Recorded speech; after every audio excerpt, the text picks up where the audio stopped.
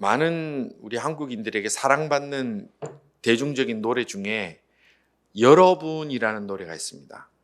여러분들 윤복희 권사님이 옛날에 부르셨던 노래인데 그 가사가 보면 내가 만약 괴로울 때 내가 만약 힘들 때 어두운 길을 걸어갈 때 이렇게 합니다. 어느 음악 방송에서 어떤 다른 가수가 이 노래를 부르는 걸 제가 본 적이 있는데 이제 많은 사람들이 그 음악을 듣는 중에 이 노래를 부르는데 거의 다 울어요. 이 노래 가사를 들으면서 거의 다 울어요.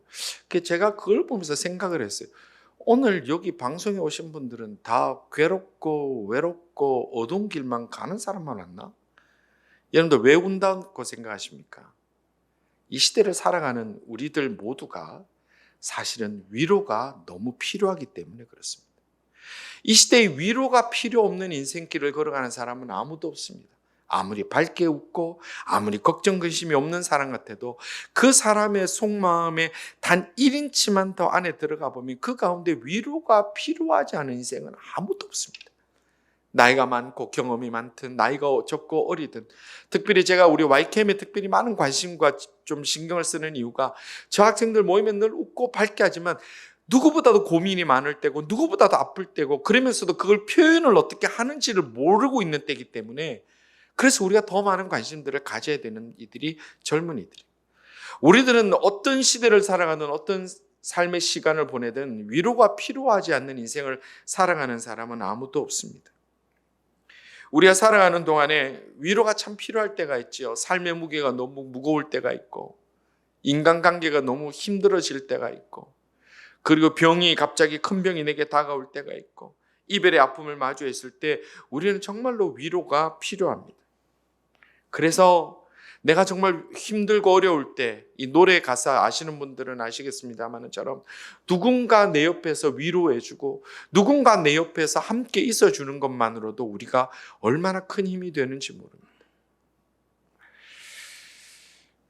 그런데 문제가 뭐냐면 우리가 살아가는 동안에 정말 내 주변에서 진심으로 나를 위로해주고 진심으로 나를 걱정해주고 진심으로 내 마음을 이해하려고 그렇게 마음을 쓰는 이들이 과연 많이 있느냐 하는 문제가 있습니다. 특별히 이민 생활을 살아가는 우리들은 그런 한계를 부딪힐 때가 많습니다. 너무 힘들 때, 너무 고통스러울 때, 누군가에게 위로받고 싶은데 누군가에게 하소연하고 싶을 때 전화기는 들었는데 누를 수 있는 번호가 하나도 없다고 느낄 때가 사실은 많이 있습니다. 그래서 어떤 이들은 그렇게 얘기를 합니다. 당신의 외로움, 당신의 어려움, 당신의 고통을 오픈하는 순간에 그것은 당신의 약점으로 바뀐다. 이런 글들도 있습니다. 왜 그럴까요?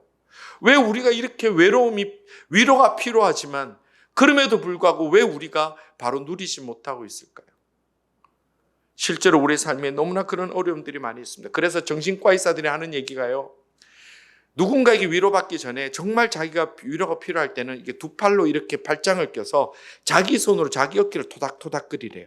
그래도 그렇게 위로가 된대요. 지금 손 싹 올라가는 분들이 외로운 분들이 위로가 필요. 한번 해보세요. 한번 이렇게 하면 이것도 그렇게 심리적으로 위로가 된대요. 이 땅에 위로가 필요한 사람들 너무 많습니다. 오늘 우리입니다. 그리고 오늘 본문에 보니까 데살로니가 교회 교인들도 참 많은 위로가 필요했던 사람입니다. 이 편지가 데살로니가 전서라는 것은 데살로니가에 보내는 첫 번째 편지라는 얘기인데 이 데살로니가 교회가 어떤 교회냐면 사도 바울이 이제 개척한 많은 교회들 중에 데살로니가라는 것은 지금의 그리스 지방 북부 해변가 쪽에 있는 데인데요. 거기에 이제 이 교회를 개척을 했지만 사도 바울 오래 있지 않았어요. 거기서 개척을 하고 금세 떠나왔기 때문에 여러 가지로 사도 바울이 걱정을 많이 했던 교회입니다. 근데 이 교회가 그럼에도 불구하고 참 잘 자라났던 교회예요, 처음에는. 그래서 이 데살로니가 전서 편지를 보내는 1장 2절 서두에 인사할 때 보면 뭐라고 얘기를 하냐면 믿음의 역사와 사랑의 수고와 그리스도에 대한 소망의 인내를 잘하고 있다 칭찬하고 있어요. 참 잘하고 있다. 내가 오래 머무르면서 가르치지 못했지만 들리는 소문에 보니까 너희들이 믿음의 역사와 사랑의 수고와 그리스도를 향한 소망으로 참 잘 자라고 있다. 참 좋다라고 칭찬을 했는데 이 교회가 가지고 있는 문제가 뭐냐면 이 교회가 주님의 오심에 대한 종말론과 그리고 주님이 오시는 그 재림에 관한 문제 때문에 굉장히 많이 혼란이 있었던 교회가 이 데살로니가 교회였습니다. 그래서 이 데살로니가 전체를 쭉 보면 이 데살로니가 교회가 가지고 있는 큰 문제가 네 가지로 이 성경이 점검을 하고 있는데, 첫째는 뭐냐면 재림이 자꾸 재림이라는 것은 예수님이 다시 오심, 구름 타고 올라가신 그 모습으로 다시 오심에 대한 건데, 자기들 생각보다 그게 자꾸 늦어지는 거예요.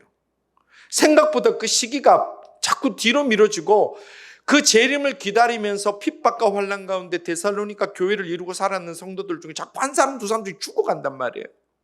분명히 그 살아있을 때 예수님이 오실 줄 알았는데 자꾸 죽어가니까 이 재림의 시기와 재림의 때에 대해서 굉장히 혼란이 일어났어요, 이 교회가. 또 뭐냐면 어떤 사람은 이제 재림이 곧 된다, 이제 곧 뭐 내년에 온다, 아니면 언제 온다라고 시기를 너무 자기 마음대로 임의로 해석해서 성도들의 삶이 너무 방탕하고 문제가 생겼다는 거예요. 막 규모 없이 사는 거예요. 왜냐하면 자, 내년에 주님이 오신다 그럼 올해 내가 뭐 적금을 붓거나 뭐 직장을 다니거나 뭐 할 이유가 있어요, 없어요? 없어지는 거예요. 그러니까 있는 거 다 팔고 막 먹자, 놀자, 여행 가자고 막 난리가 난 거예요. 이런 문제가 또 생겨버리는 거예요. 또 무슨 문제가 생겼냐면 죽은 자들이 어떻게 되지라는 염려가 교회가 많은 거예요. 재림이 주님 오시기 전에 먼저 죽은 사람들은 어떡하지? 저 사람들은 그러면 나중에 주님 오시게 되면 어떻게 돼? 다 죽어버렸는데? 라고 하는 죽은 자에 대한 문제가 또 일어나는 거예요. 그리고 또 마지막에 무슨 문제가 있었냐면 재림이 가까워온다고는 자 믿겠는데 그러면 어떻게 준비해야 되는지를 전혀 모르고 있는 거예요. 그러니까 이 데살로니가 교회가 믿음의 역사와 사랑의 수고와 소망의 인내는 잘 하지만 이 재림의 문제에 대해서, 종말론의 문제에 대해서 갈피를 못 잡고 있는 거예요. 그래서 여기 때문에 교회가 혼란이 일어납니다. 또 이것 때문에 분쟁이 일어납니다. 어려움이 생깁니다. 그래서 사도 바울이 이 얘기를 듣고 이 데살로니가 교회에게 바른 믿음을 심어준과 더불어 이 재림 때문에, 주님의 오심 때문에, 종말론 때문에 고민하고 있는 이들에게는 위로가 필요하겠다라고 사도 바울이 판단하고 그렇게 이 편지를 쓰고 있는 겁니다. 그래서 오늘 보면 읽어보면 마지막 18절에 보면 4장 18절 마지막은 뭐라고 얘기를 하고 있냐면 그러므로 이러한 말로 서로 뭐 하라고요? 위로하라 그랬어요. 이게 좀 중요한 얘기예요. 서로 위로하라. 지금 사도 바울이 자 참아라, 아니야, 지금 이 문제가 아니라 지금 이 재림 문제로, 종말의 문제로 혼란을 겪고 서로 막 갈등하고 있는 이 교회에게는 필요한 것이 위로구나라고 하나님께서 사도 바울을 통해서 말씀하고 있는 것입니다. 근데 이 위로라는 것을 볼 때 이 18절을 볼 때 중요한 것은 서로라는 단어예요. 서로.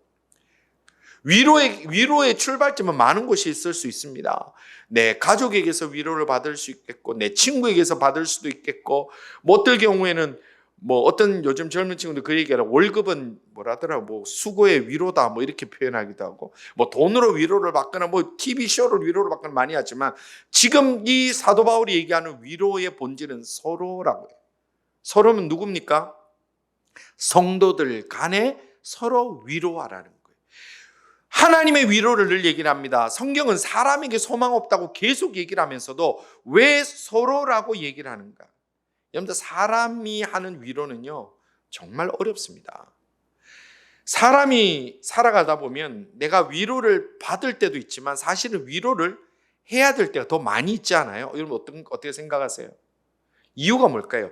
나는 다른 사람보다 문제가 좀 없어서 위로받을 일이 없어서 그게 아니라 자신이 위로받아야 될 만한 상황은 사람들이 오픈을 잘 안 해요. 내 문제가 아까 제가 서두에 말씀드린 것처럼 나의 아픔과 나의 문제를 위로받고 싶어서 오픈하면 이 시대를 살아가는 현실은 뭐냐면 그것이 나의 약점이 되어서 나중에 오히려 나에게 더 큰 아픔으로 찾아올 때가 훨씬 많기 때문에 그렇습니다. 그래서 사람들은 자기의 아픔을 얘기하지 않아요. 그런 경험들이 반복되다 보면 자기 아픔 자꾸 숨겨요. 자기의 위로받아야 될 문제 자꾸 숨겨요. 그래서 자기가 위로받을 만한 상황은 그렇게 많이 만들지 않아요. 그러나 우리가 위로해야 되는 일들은 의외로 많이 생깁니다. 자, 그럴 때마다 우리가 무슨 고민에 빠지게 되냐면 위로할 때는 무슨 말을 해야 되지? 여러분도 그런 고민 안 해보셨어요? 어떤 어려움을 당했을 때 찾아갑니다. 내가 무슨 말 해야 되지?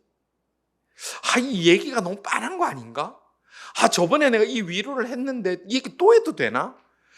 이 얘기가 저 사람에게 어떻게 전달되지, 오해되지 않을까라는 고민할 때가 참 많이 있습니다. 실제로 그렇습니다. 저는 목회를 하면서도 수많은 그런 현장들을 마주할 때마다 굉장히 고민이 돼요. 이걸 어떻게 얘기를 해야 되나? 무슨 얘기를 해야 되나? 이 얘기가 너무 빤하게 들리지 않을까? 저번에 했던 얘기를 반복처럼 들리지 않을까? 어떻게 하면 내 마음이 전할까? 이런 고민들을 우리가 많이 하게 됩니다. 그래서 위로에도 지혜가 필요해요. 우리가 하는 위로에는 굉장히 중요한 지혜가 필요해요. 보면요, 사람이 자기 마음은 그게 아닌데, 이게 위로의 지혜나 말의 지혜가 없는 분들이 사실은 많아요. 그래서 위로한다고 하지만 사람의 상처를 덧내고 그 사람의 가슴을 후벼 파는 일들이 실제로 우리 삶 가운데 얼마나 많은지 모릅니다. 특별히 교회 가운데, 우리가 가깝다고 말하는 사람들 가운데 오히려 이런 일들로 인하여 사람들을 고통에 빠뜨리는 일들이 정말로 많이 있습니다. 어느 목사님이 쓰신 글입니다. 자기 교회에 있었던 일이래요. 어떤 젊은 아내가 남편을 일찍 잃어버린 거예요. 얼마나 고통스럽습니까? 그랬더니 교회에서 이제 위로하기 위해서 이제 찾아가는데 어떤 이 지혜롭지 못한 한 권사님이 그 남편을 잃어가지고 애통하고 통곡하는 그 사람에게 가서 뭐라고 얘기했냐면, 그만 울으라고. 나는 당신보다 더 일찍 남편을 잃었는데 이렇게까지는 안 했다고. 그 사람 2번 죽이는 거 아니에요? 확인사살이에요. 저는 그 글을 보면서 이 권사님이 나쁜 마음으로 그랬다고는 생각하지 않아요. 그런데 많은 경우에 우리가 위로한다고 하는 모양이 이런 모양일 때가 얼마나 많은지 모릅니다. 그 목사님 글에 그 뒷일이 어찌 됐는지 나와 있지 않아서 제가 모르겠습니다만 그 뒷일 수습하는 거 쉽지 않았을 거예요. 우리가 위로를 전한다고 할 때 내 지혜와 내 생각과 내 능으로 사람을 위로한다는 것이 얼마나 위험하고 얼마나 한계가 있는 일인지 모릅니다. 위로라는 말을 사전적으로 한번 찾아봤습니다. 따뜻한 말이나 행동으로 괴로움을 덜어주거나 슬픔을 달래준다는 것이 이 사전적인 의미의 위로인데, 오늘 우리가 받은 위로, 그리고 받았던 위로, 그리고 우리가 전한다고 생각했던 그 위로가 정말로 사람들의 마음에 따뜻한 말이나 행동으로 괴로움을 덜어주는 것이었나, 아니면 오히려 소금을 뿌린 일들이 많지 않았는가, 우리는 점검해 볼 필요가 있습니다. 그래서 오늘 이 사도 바울은 이 데살로니가 성도들을 향한 위로를 얘기를 하면서 사람의 위로를 얘기하지 않습니다. 사람은 이렇게 위로하라, 이런 위로가 효과가 있다, 지금 그 얘기를 하자는 게 아니라, 그러면 데살로니가 교인들에게 서로 위로하는데 그럼 어떻게 위로해야 되며, 무슨 말로 위로해야 되며, 그러면 그 위로의 힘이 무엇인가에 대해서 오늘 본문에 대해서 계속해서 얘기를 하고 있는데, 첫 번째는 이 데살로니가 교인들이 서로 위로할 때에 무엇으로 위로를 하라 그러냐면, 예수님께서 다시 오신다, 재림은 반드시 있다라는 확신으로 위로하라, 그렇게 얘기를 했어요. 오늘 보면 16절은 이렇게 말씀합니다. 주께서 호령과 천사장의 소리와 하나님의 나팔 소리로 친히 하늘로부터 강림하시리니 라고 얘기를 했어요. 자, 그러면 성도가 서로 위로하라고 할 때 무엇으로 위로해야 되느냐? 주님이 반드시 다시 오신다는 거예요. 여러분들이, 우리 어른들이 어릴 때 신앙생활할 때 교회는 모일 때마다 주님 오심에 대해서 엄청나게 얘기를 했죠. 근데 요즘은 어느 교회나 얘기를 잘 안 해요. 이유가 뭘까요? 주님이 오셔서 가는 천국이나 내가 사는 이곳이나 별 차이가 없어 보이거든요. 실제로 신학자들이 그렇게 분석해요. 우리가 이 땅에서 너무 잘 살고 있다고 생각하기 때문에 주님 오심이 별로 그렇게 간절하지 않아요. 그러나 정말 믿음 생활하면서 바른 믿음으로 살아가는 자들에게 위로하기 위해서는 주님이 오심이 반드시 있다, 주님의 재림이 반드시 있다라는 것이 중요한 위로의 말이 된다라는 겁니다. 여러분들, 우리가 신앙생활할 때 대충 믿고 대충 살아가면 별로 어려운 거 없습니다. 그냥 예수는 믿지만 세상에 하고 싶은 거 다 하고, 교회는 다니지만 세상에 나갔을 때 누구든지 나를 교인이라고 인식하지 못하는 이순신 장군 스타일의 신앙생활하면 별로 어려운 거 없습니다. 나를 교회 다니는 사람으로 알리지 말라, 이원처럼. 그럼 별로 어려운 거 없어요. 그런데 우리가 하나님의 말씀대로 살아가려고 그러고 내가 주님 뜻대로 살아가려고 그러면 이 땅에서 신앙생활하는 것은 얼마나 어려운지 모릅니다. 그런 그리스도인들이 그리스도인답게 살아갈 수 있는 힘의 원동력이 뭐냐면 바로 재림이라는 거예요. 주님이 다시 오신다는 겁니다. 주님이 재림이 왜 우리에게 소망이 됩니까? 주님이 재림하시면 알곡과 껍데기를 가르시기 때문에 그렇습니다. 양과 염소를 나누시기 때문에 그렇습니다. 그래서 의롭지 못하고 악하고 속이고 하나님을 만유리 여긴 사람들은 불의 지옥 심판으로 가지만 하나님의 말씀대로 살려고 그 삶의 고통과 아픔과 인내로 살아가는 백성들에게는 영광의 면류관으로 주시기 때문에 내가 주의 재림을 확실히 믿는 사람은 오늘 우리가 그리스도인답게 살아갈 수 있는 힘을 거기서부터 얻을 수 있다는 겁니다. 하나님이 내게 주신 은혜가 확실하다면 내가 주님을 만나러 가기 전에라도 주님이 이 땅에 오셔서 우리를 심판하시고 우리를 나누시고 우리의 그 모습을 직접 다 기억하신다고 한다면 오늘 우리의 신앙생활, 우리의 삶의 하루하루는 분명히 달라질 것이라는 겁니다.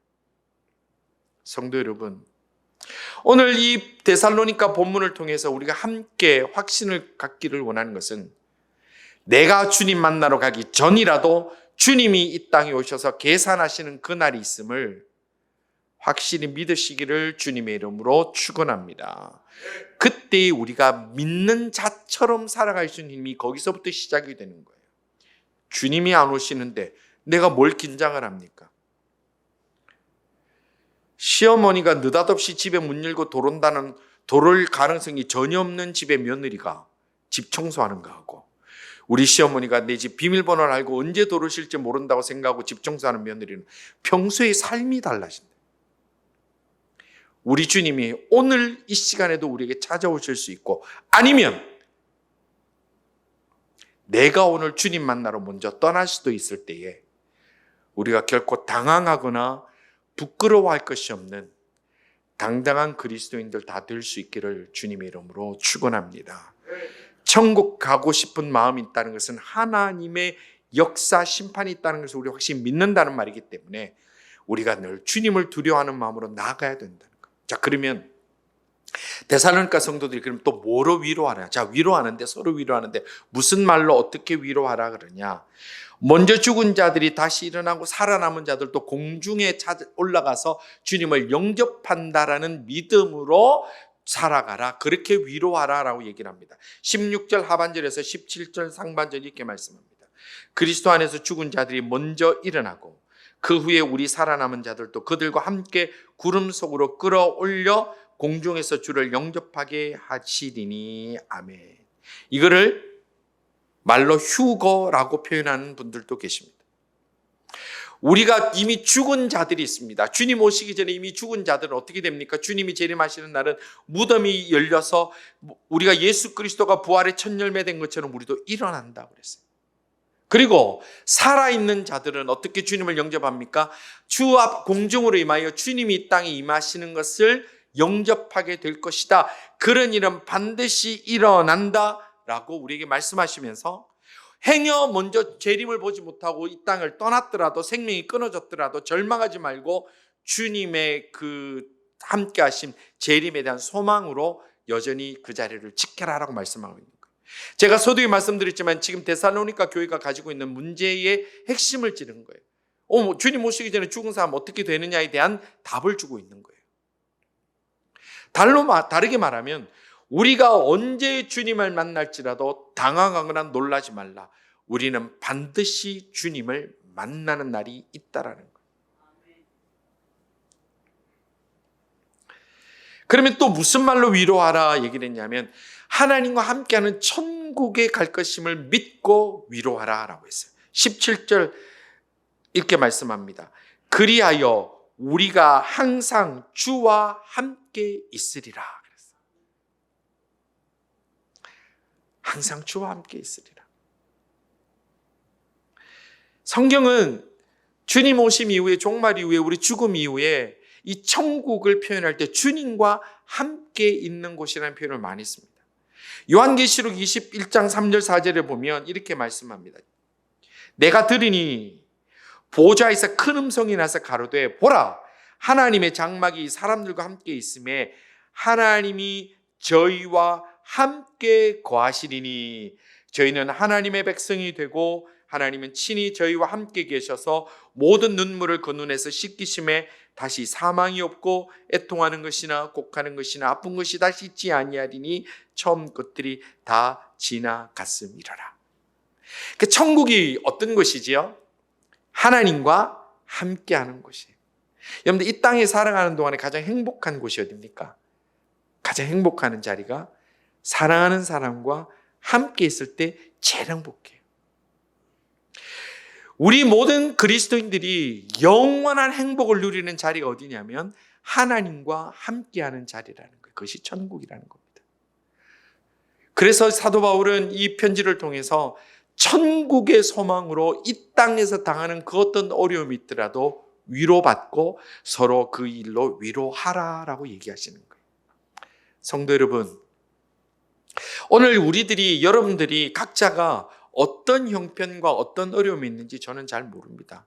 알 수도 없습니다. 우리는 그것을 잘 오픈하지도 않습니다. 그러나 기억하십시오. 우리가 이 고통과 이 아픔으로 그냥 끝나버리는 인생이 아닙니다. 반드시 하나님은 우리의 아픔을 아시고 주님이 계산하시는 그날에 우리에게 믿음을 지키고 그 아픔마저도 주께 올려드리는 자들을 위로하시고 받아주시고 그 천국에서 함께 하시겠다고 약속 주신 분임을 확실히 믿으시기를 주님의 이름으로 축원합니다. 이 세상에 끝이 없는 고통, 그런 것이 있다라고 말하지만 우리는 반드시 끝이 있습니다. 주님 만나는 날이 있습니다. 천국 가는 날이 있습니다. 이 두렵고 떨림의 소망을 가지고 나아가고 이 두렵고 떨림의 소망으로 서로를 격려할 때 우리가 교회다운 교회로, 그리고 서로가 위로가 되는 교회로, 힘이 나는 교회로 성도가 서로에게 힘이 되는 교통함의 아름다움을 드러낼 수 있다는 겁니다. 그러나 우리가 이런 하나님이 주신 소망의 위로가 아니라 나의 힘, 나의 말, 나의 지혜로 위로한다고 했다가 얼마나 많은 아픔을 오히려 더 일으키는 경우가 많이 있다는 겁니다. 그래서 제가 그 인디안 원주민 사역하는 분에게 얘기를 들었는데, 원주민들은요, 어려운 일을 만나는 그 부족의 사람이 있으면 아무 말 없이 며칠 동안 그냥 그 사람 옆에 서 있는데요. 아무 말을 안 한대요. 그냥 어려움이 나면 그냥 서 있는데요. 그냥 이렇게. 저는 그게 굉장히 지혜로운 방법이라고 생각해요. 우리가 하나님이 주시는 위로, 하나님의 말씀으로 우리 함께 소망 가집시다 말 못하면 그냥 서 있는 것만으로도 그게 굉장히 힘이 되는 거예요. 굉장히 힘이 되는 거예요. 성도 여러분, 우리가 대충 믿고 대충 살면 별로 어려움은 없습니다. 자기 성질대로 하고 싶은 얘기 다 하고 하고 싶은 일 다 하고 살면 별로 어려울 것 없습니다. 그게 뭐 법에 저촉되는 일만 아니면 속편합니다. 그러나 하나님의 약속을 믿고 천국 소망 가지고 이 땅을 바르게 살아가려고 하는 것은 결코 쉬운 것은 아닙니다. 그러나 그럴 때마다 천국 소망, 하나님이 함께 하시며 소망, 주님이 반드시 나를 만나 주신다는 소망으로 모든 것을 넉넉히 이길 수 있는 하나님의 사람들 다 될 수 있기를 주님의 이름으로 축원합니다. 우리의 눈에 보이는 것은 이 땅의 것이 답니다. 예, 맞습니다. 내 눈에 보이는 것은 그게 단 것 같고 이것으로 나니까 영원히 이것이 다 전부인 것 같지만 성경은 우리에게 계속해서 말씀하시기를 이 땅의 것들로는 위로가 되지 않는다라고 말씀하시면서 하나님 나라를 바라보라, 주님의 오심을 기억하라고 말씀하고 있는 겁니다. 또한 왜 성도들에게 서로 위로하라고 했는 줄 아십니까?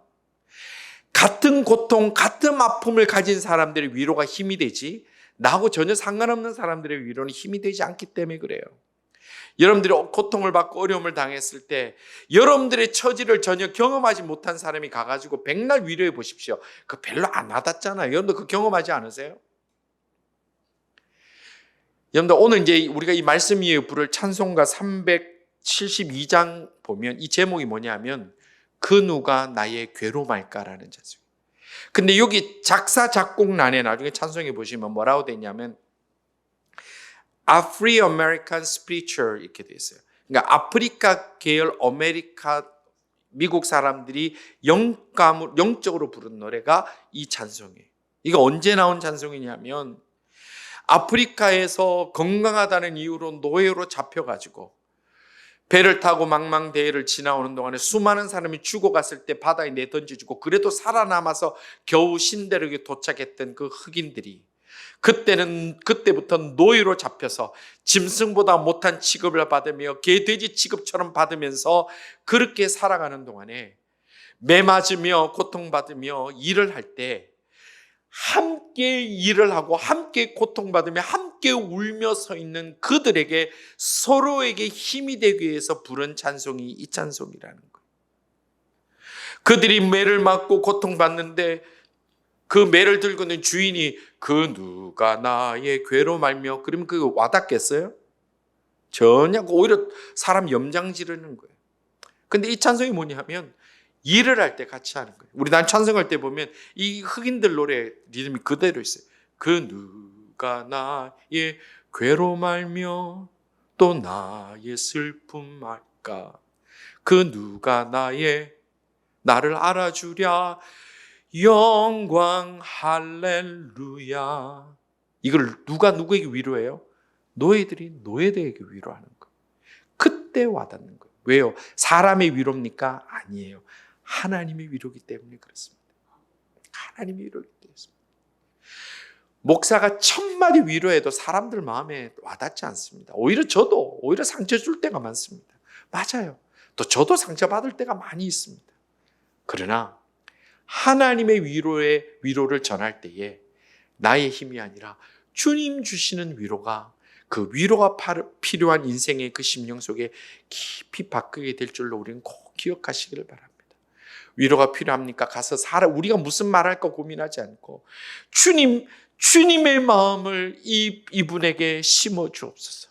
주님의 마음을 이분에게 심어 주옵소서.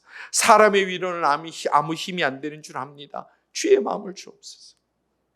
우리가 지난 한 주 동안 성경 암송하고 외웠던 말씀이 뭡니까? 히브리서 2장 18절 말씀이죠. 자, 혹시 암송하시는 분 있습니까? 우리 지난 한 주 주보에 다 나갔는데 뭐라고 말씀하냐면 이렇게 말씀하셨습니다. 히브리서 2장에 그가 시험을 받아 고난을 당하셨은즉 그가 시험을 받아 고난을 당하셨은즉 시험 받는 자들을 능히 도우실 수 있느니라. 아멘. 사람은 경험을 하더라도 때로는 위로가 안 될 때가 있습니다. 그러나 우리 주님의 위로가 있다라는 거예요. 주님이 왜 우리에게 위로하신다고 그랬어요? 주님이 먼저 인생이 되어 주셨고 사람의 자리 중에 가장 낮은 마구간에서 태어나셨고 가난한 목수의 아들로 자라나셨고 공생애를 시작하시는 동안에 온갖 핍박과 감시와 욕과 억울함과 누명을 덮으셨고 그리고 12명의 제자 중에 하나가 배신했습니다. 배신이 얼마나 마음이 아픕니까? 배신당해서 재판장에 끌려가고 거기에서 로마 점령 군인들이 사형 선고를 내리고 십자가에 못 박혀 죽으셨던 그 주님이 우리의 상황과 형편을 모르실 리가 있겠느냐라는 거예요. 그래서 그 위로를 받으라라는 거예요.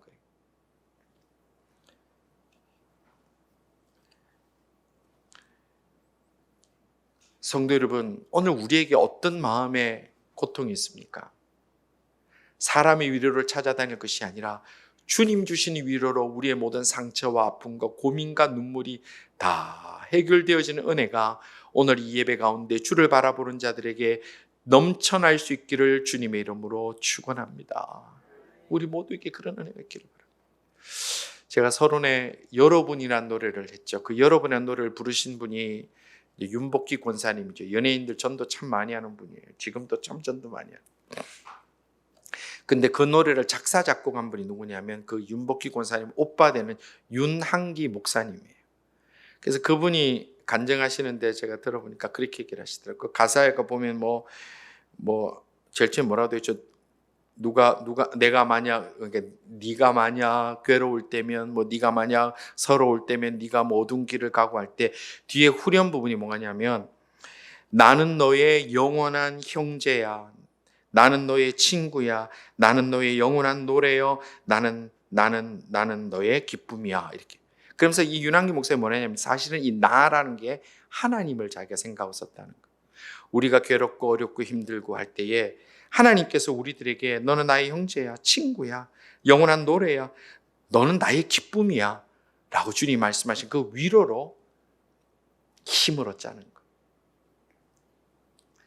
성도 여러분, 위로의 주체는 하나님이십니다. 그리고 오늘 우리가 소원한 바가 있다면 우리가 하나님께서 주시는 위로의 도구가 되는 우리 성도들 되기를 바랍니다.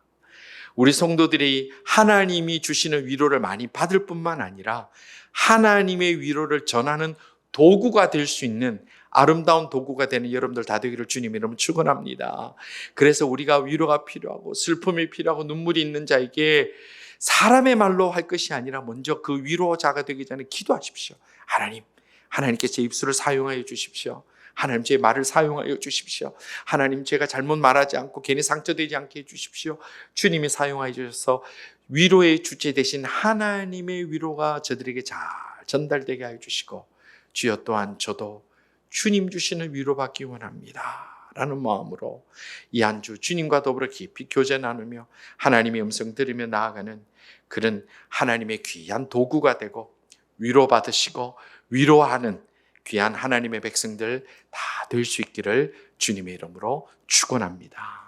기도드리겠습니다.